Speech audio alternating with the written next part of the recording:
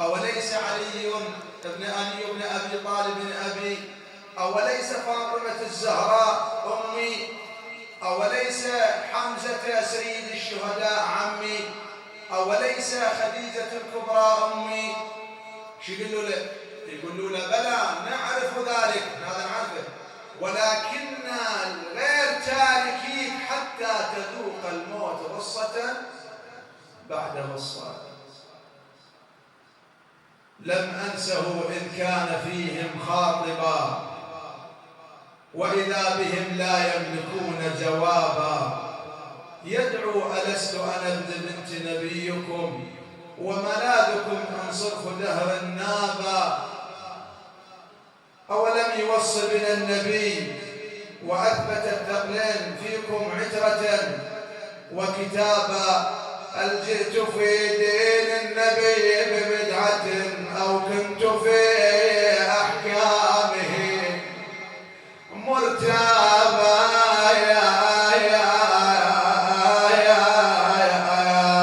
فغدوا حيارى لا يرون لوضه إلا الأسنة والسهام جوابا. اسمع هذا البيت يا أذهى. صلت على جسم الحسين سيوف، صلت على جسم الحسين سيوفهم، فغدا لساجدة الضبا محرابا.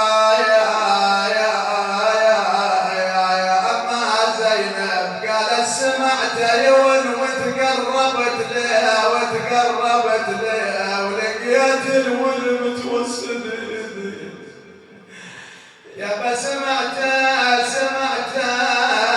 يون وتقربت لها ولقيت الولد متوسد. ايش لقيت يا زينب؟ قالت لقيت 1900 جرح بحلت يا جرح شد يا جرح خلي. قال لي يا زينب كل جرح بعضاي عوفي،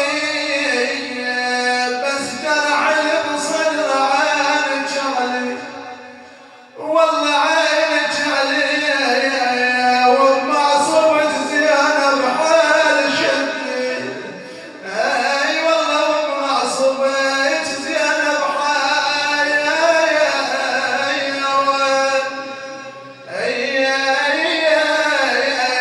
شدي. زينب ايش قالت لها بلسان حالها؟ قالت خويا يا ابو علي، خويا ضمك لا يا صاحبي بعين ضمك، والله ضمك وقعد وخلص العمر يمك، والله يمك واخر الدرع خلينا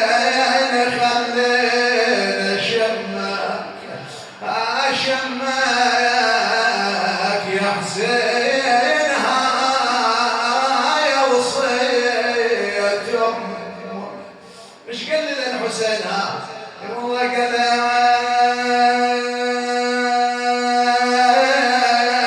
شال الدرع بيده وقال جربي،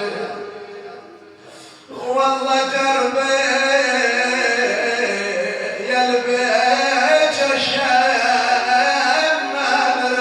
ريحة امك، والله امي هذا اليوم تعالى وداعم، والله هذا اليوم تعالى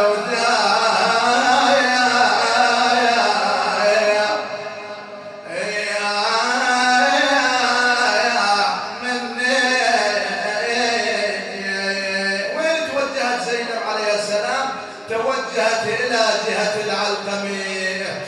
نادت نادت يا المقطع عالشريعة عالشريعة، ولن الندى ترى جفوف قطيرة، والله لن الندى ترى جفوف قطيعة، للخيمة روحي باليتامى يا وديعة، تدرين بيا مقطعة جفوف وليدي.